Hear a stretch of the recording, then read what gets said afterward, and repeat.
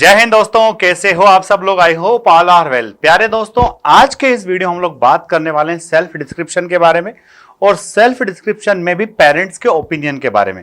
तो दोस्तों, सबसे पहले आपको बता देता हूं कि सेल्फ डिस्क्रिप्शन आपके साइकोलॉजी टेस्ट का वो पार्ट होता है जिससे साइकोलॉजिस्ट आपकी साइकोलॉजिकल बिहेवियर को टेस्ट करता है, कंफर्म करता है। वो ये जानना चाहता है कि जिस तरह की चीजें आपने स्टोरीज के अंदर लिखी हुई है वो चीजें आपके सेल्फ डिस्क्रिप्शन के अंदर भी आ रही है क्या। तो दोस्तों, पेरेंट्स के वर्जन में हमें क्या लिखना चाहिए और क्या नहीं लिखना चाहिए। तो सबसे पहली बात मैं आपको क्लियर कर दे रहा हूं कि आपके पेरेंट्स आपके बारे में क्या सोचते हैं, what your parents think about you. इस कॉलम में जो कुछ लिखते हैं उसके पहले आपको उन सारी चीजों को गहराई से समझ लेना है और उनको बिहेवियर में डाल लेना है। क्योंकि कई बार क्या होता है, हमारे बिहेवियर में कुछ अलग चीजें होती है और हम सेल्फ डिस्क्रिप्शन में कुछ और लिख देते हैं। अब चूंकि जिस तरह का हम बिहेव करते हैं वही सारी थॉट प्रोसेस हमारी आती है, वही सारी चीजें हमारी टेट के अंदर जाती है। जब स्टोरीज में वही कुछ लिखते हैं हम लोग, जो हमारा बिहेवियर है, उससे फिर हमारा एसडी बिल्कुल डिफरेंट चले जाता है और वहीं कहीं ना कहीं गड़बड़ हो जाती है। तो पेरेंट्स आपके बारे में क्या सोचते हैं, इस बारे में जब आप लिखोगे तो सबसे पहली बात ध्यान रखिएगा, एक बच्चा जब से पैदा होता है, जन्म लेता है, तब से लेकर के वो अपने पेरेंट्स पर ही डिपेंडेंट होता है। तो सबसे पहले पेरेंट्स क्या चाहते हैं, सबसे पहले हमारी माँ क्या चाहती है, हमारी माँ चाहती है कि हमारा बच्चा बड़ा हो जाए, ये डिपेंडेंट हो जाए, ये अपने आप के ऊपर निर्भर हो जाए, ये रिस्पॉन्सिबल हो जाए। जब ये अपने कपड़े खुद पहनने लगे, जब ये अपनी पढ़ाई के लिए खुद से बैठने लग जाए, तो सबसे पहली जो फीलिंग्स वाली बात है, जब पेरेंट्स की थिंकिंग वाली बात अगर आती है तो उसके अंदर आप आराम से लिखिए कि भाई ये बच्चा जो है, पेरेंट्स इसके बारे में सोचते हैं कि रिस्पॉन्सिबल है, अपना काम खुद से कर लेता है। दूसरी बात है कि जब हम थोड़े से बड़े हो जाते हैं तो सोसाइटी के अंदर हमारा इंटरेक्शन जो है वो अच्छे लेवल पर होना चाहिए कि भाई हाँ, इसको अपने अंकल आंटी से ठीक से बात करना आता है, ये अपनी बुआ फूफा से ठीक से बात कर लेता है, ये पड़ोसी से ठीक ठाक मेलजोल रख सकता है। ये पॉइंट्स भी उसके अंदर आना चाहिए। फिर आना चाहिए कि क्या आप अपनी स्टडी और अपनी फिजिकल फिटनेस के लिए अवेयर हो कि नहीं हो।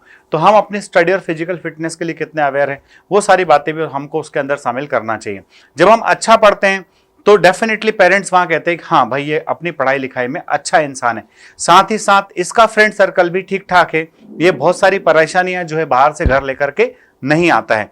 और लास्ट में इसी बात को आगे बढ़ाए कि भाई इसके टीचर भी इसको अप्रिशिएट करते रहते हैं, क्योंकि टीचर जो टास्क देते हैं वो ये कर लेता है। तो पेरेंट्स जब इतनी सारी बातें हमारे बारे में कहते हैं तो डेफिनेटली हम एक अच्छे इंसान हैं, हमारी साइकोलॉजी और हमारा बिहेवियर एकदम सही रास्ते पर जा रहा है। दूसरा बच्चों, एक मेच्योर चाइल्ड की ये जो सबूत होता है, गवाही होती है कि एक मेच्योर बच्चा अगर उसके अंदर ये सारी क्वालिटीज है तो फिर हाउस होल्ड डिसीजंस के अंदर, घर में जो बातें होती है, जो डिसीजंस होते हैं, उनके अंदर उस बच्चे को शामिल कहीं ना कहीं किया जाता है।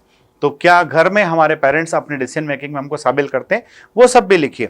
बाकी छोटी छोटी परेशानियां जो हमको आती हैं, कई बार बच्चा लिख देता है मैं गुस्से लूं। भाई गुस्से ले तो गुस्से पे कंट्रोल करना सीखो, वहां लिख करके आने से कोई फायदा नहीं है। अगर लगता है कि मैं सो के लेट उठता हूं तो भाई पता है कि आप सो करके लेट मत उठिए, आप जल्दी उठिए। आप आर्म फोर्सेस का हिस्सा बनने वाले हैं, वहां पर, यहां हमारी मम्मी हमको उठा देती है, वहां पर कोई जगाने वाला मिलने वाला नहीं है। तो आपको और बेसिक पॉइंट्स में यहां पर क्या क्या मदद हो सकती है, आइए स्लाइड के अंदर देखते हैं। तो सबसे पहली बात की, चूंकि पेरेंट्स जो है हमारे, हम अच्छा करते हैं तो पेरेंट्स हमको पसंद करते हैं, वो है हमें हमेशा अपने एफर्ट्स के लिए इनकरेज करते हैं, हमारी स्टडीज और हमारे रिजल्ट को देख करके हमेशा हैप्पी होते हैं। ठीक है, वो हमसे एक्सपेक्ट करते हैं कि डेफिनेटली एक अच्छा इंसान बनेगा। वो हमारी हैबिट्स और हमारे हैबिट्स और कैरेक्टरिस्टिक्स को देख करके बड़े खुश होते हैं, हमसे बड़ी पॉजिटिव उम्मीदें करते हैं, प्राउड ऑफ अस करते हैं, हम पर खुश रहते हैं, प्राउड करते हैं। हमारे टीचर्स भी हमें जो है हमारे बारे में अच्छा बोलते हैं, क्योंकि डेफिनेटली हम अच्छे इंसान हैं।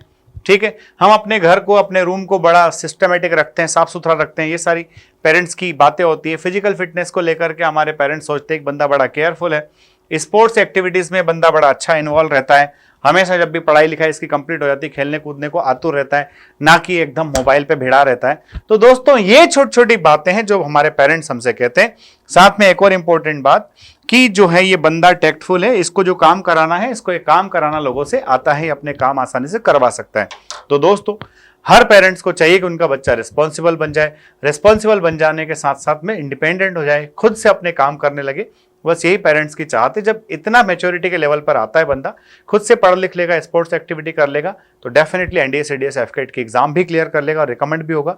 दोस्तों, अगर आपको एसएसबी इंटरव्यू के लिए ऑफलाइन क्लासेस ज्वाइन करना है, फोर्स डिफेंस एकेडमी का नया बैच जो है वो स्टार्ट हो चुका है। इसमें अभी कुछ सीट्स वैकेंट है, आप उसमें एडमिशन ले सकते हैं।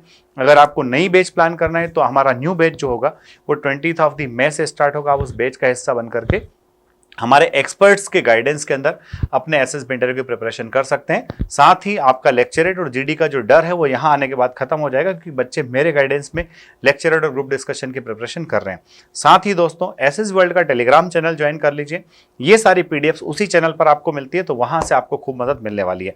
जय हिंद दोस्तों, जय हिंद, जय भारत, इंकलाब जिंदाबाद, भारत माता की जय।